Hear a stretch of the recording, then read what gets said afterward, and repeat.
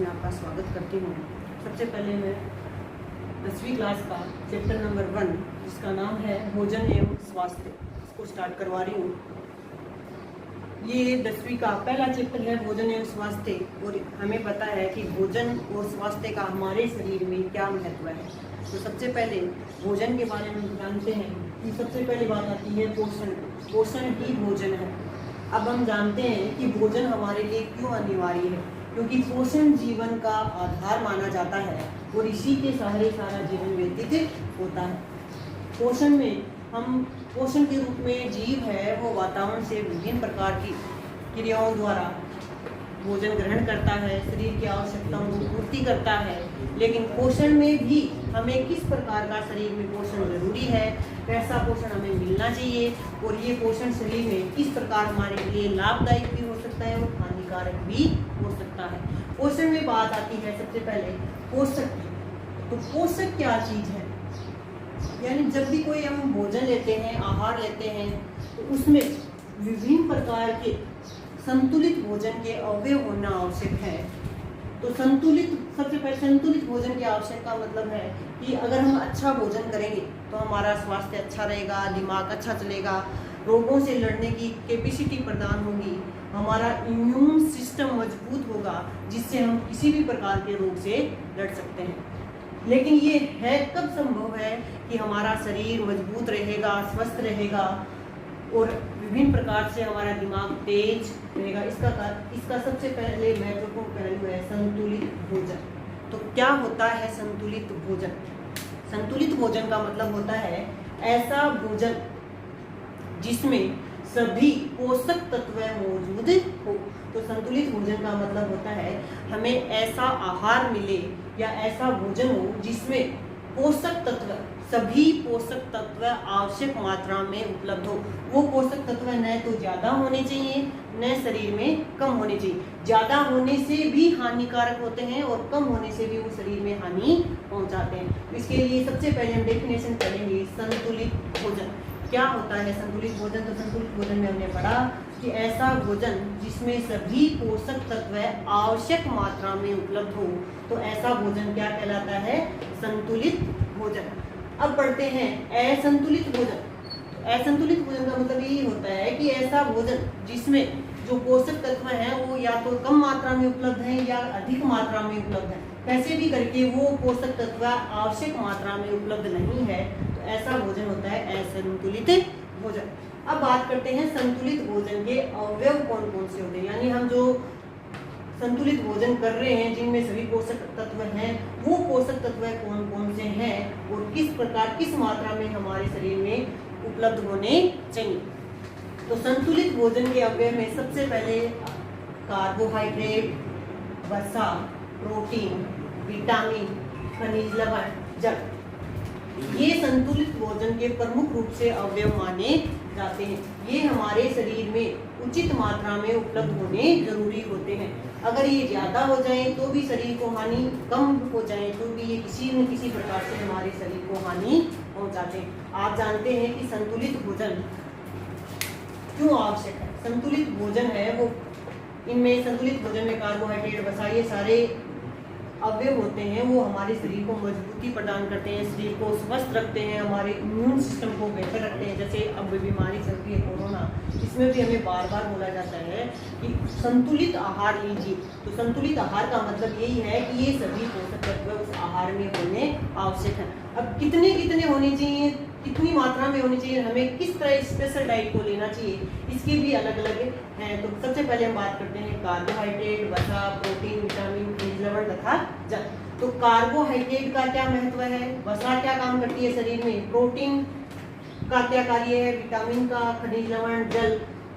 तो सबसे पहले कार्बोहाइड्रेट। कार्बोहाइड्रेट हमारे शरीर को ऊर्जा प्रदान करने का कार्य करता है, यानी कार्बोहाइड्रेट के रूप में सबसे पहले बात करें तो ये शरीर में ऊर्जा प्रदान करता है।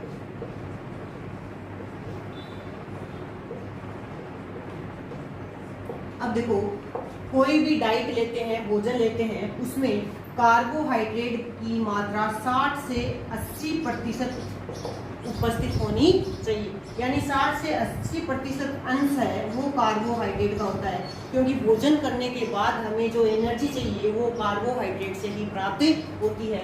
अब ये कार्बोहाइड्रेट के रूप में हम क्या खाएं कि हमें ये एनर्जी प्रदान, इसमें हरी पत्तेदार सब्जियां हैं, दूध है, पानी की उचित मात्रा है और विभिन्न प्रकार के अंडे, दूध, लीवर के मछली रूप में कुछ भी ले सकते हैं जो हमें कार्बो एनर्जी प्रदान करे। और एक सबसे महत्वपूर्ण माना जाता है ग्लूकोन डी के रूप, ग्लूकोज। तो ग्लूकोज का मतलब है ज्यादा मात्रा में हम पानी पिए। तो कार्बोहाइड्रेट है संतुलित भोजन का प्रथम अवयव माना गया है। ये क्या कार्य करता है? ऊर्जा प्रदान करने का कार्य करता है और ये शरीर में 60 से 80% तक अंश के रूप में विद्यमान होता है। कोई भी आहार लेते हैं तो हमें इतना कार्बोहाइड्रेट आवश्यक होता है। इतने कार्बोहाइड्रेट के बिना हमें शरीर स्पष्ट रूप से ऊर्जा प्रदान नहीं होती। अब बात करते हैं वसा, फैट। वसा भी शरीर में ऊर्जा प्रदान करने का कार्य करता है। आपने सुना होगा कि शरीर में फैट जमा हो जाती है, क्या होता है, क्या ज्यादा खा लिया, तो आप वसा के रूप में जानते हो घी, पनीर, मक्खन, दूध, अंडे, इन सब से हमें वसा प्रदान होती है। लेकिन इनकी शरीर में आवश्यकता भी होती है, क्योंकि ये क्या करते हैं कि ये भी शरीर को ऊर्जा प्रदान करने का कार्य करते हैं। और ये वसा है, ये कार्बोहाइड्रेट की तुलना में दुगुनी मात्रा में उपलब्ध होती है।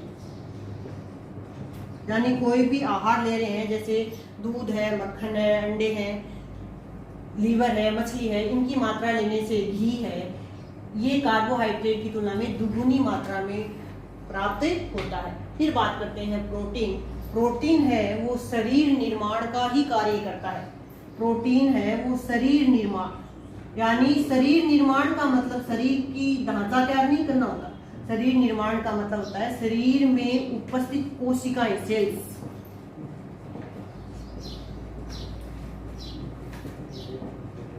शरीर में उपस्थित कोशिकाओं का निर्माण करना।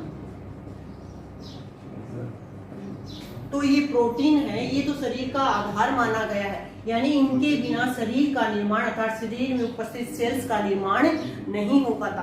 अर्थात शरीर की गतिविधियों को संचालित करने के लिए हमें जिन कोशिकाओं की जरूरत होती है, उन कोशिकाओं का निर्माण सही ढंग से नहीं हो पाता। अब बात करते हैं विटामिन। विटामिन होते हैं ये महत्वपूर्ण होते हैं। विटामिन शरीर के लिए महत्वपूर्ण होते हैं।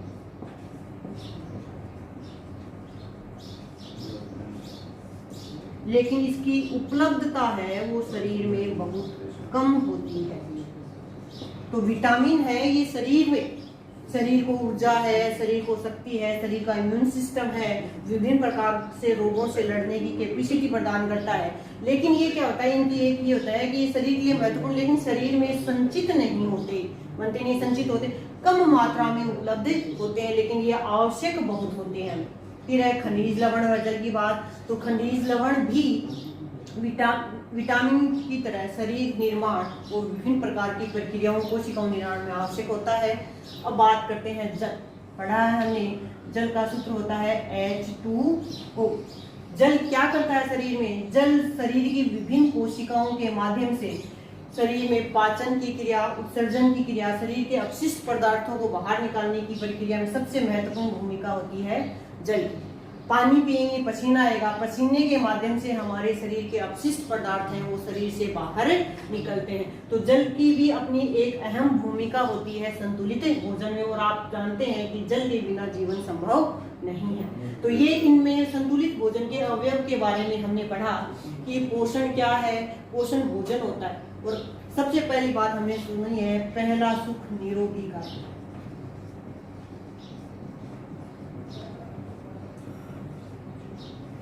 कि स्वस्थ शरीर में ही स्वस्थ मस्तिष्क का निर्माण होता है।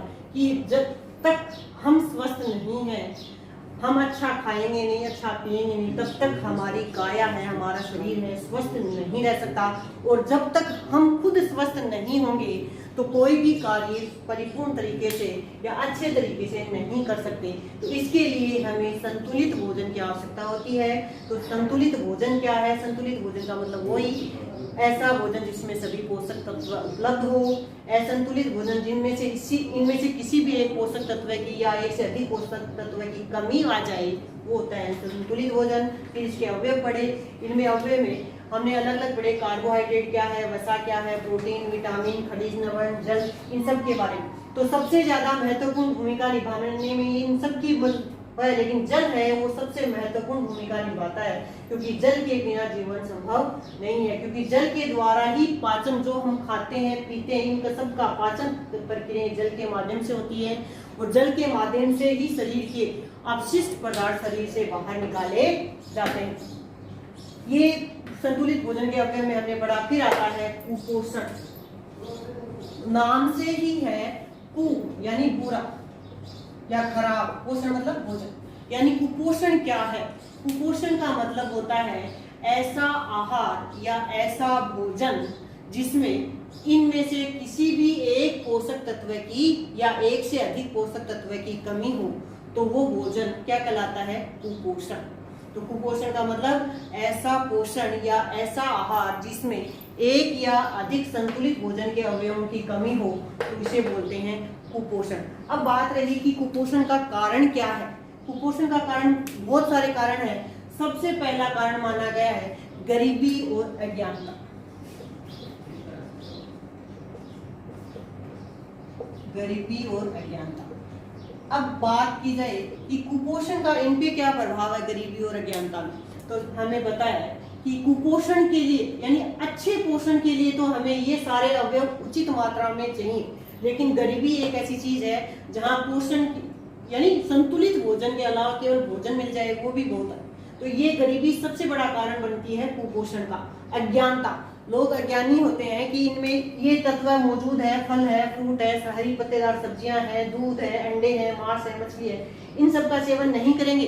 ये एक तरह का अज्ञानता के रूप में माना गया है कि इनको नॉलेज नहीं है या इनको ये पता नहीं है कि इन सब का हमारे भोजन में होना कितना अनिवार्य है। दूसरी है बेरोजगारी। तो बेरोजगारी में भी आपको पता है जब तक हमारे पास रोजगार उपलब्ध नहीं है तब तक हम केवल भोजन जुटा सकते हैं, लेकिन उस भोजन में वो संतुलित भोजन है या नहीं इसके बारे में कोई सही बात नहीं साबित होती। तीसरी है मिथ्या अवधारणाएं। मिथ्या अवधारणाएं के मतलब पुराने समय से चली आ रही अवधारणाएं कि ये करने से, ये खाने से ये होता है, ये खाने से ये होता है। हम किसी के बहकावा में आ जाते हैं कि नहीं कोरोना हो रहा है या अगर कोई बीमारी हो रही है तो हमें ये खाना चाहिए, ये पीना चाहिए, ये होना चाहिए। ये सब मिथ्या अवधारणाएं, हमारी चलाई गई अवधारणाएं। हाँ, ये बात सच है कि इनसे फर्क पड़ता है, हमारे शरीर का इम्यून सिस्टम बढ़ सकता है, लेकिन ये संतुलित भोजन में नहीं माने जाते, इन्हें कुपोषित ही कहा जाएगा। अगली बात आती है जो आजकल हैं बच्चे हैं उनमें जो बर्गर है, पिज्जा है, विभिन्न प्रकार के फास्ट फूड है, ये खाने के लिए अलग रहती है। अब उनको ये नहीं पता है कि इन भोजनों, ये जो फास्ट फूड है इनमें से किसी भी तत्व की पूर्ति नहीं होती, ये शरीर को हमें नुकसान ही पहुंचाते हैं। तो इनसे बचने के लिए भी ये भी एक कुपोषण का बड़ा कारण माना गया है जो आजकल फास्ट फूड चल रहा है। तो इस चैप्टर में हमने नॉर्मल केवल तथ्य पढ़ा है कि पोषण क्या है, संतुलित भोजन क्या है, इसके अवयव क्या है और कुपोषण में क्या बुरा प्रभाव पड़ सकता है।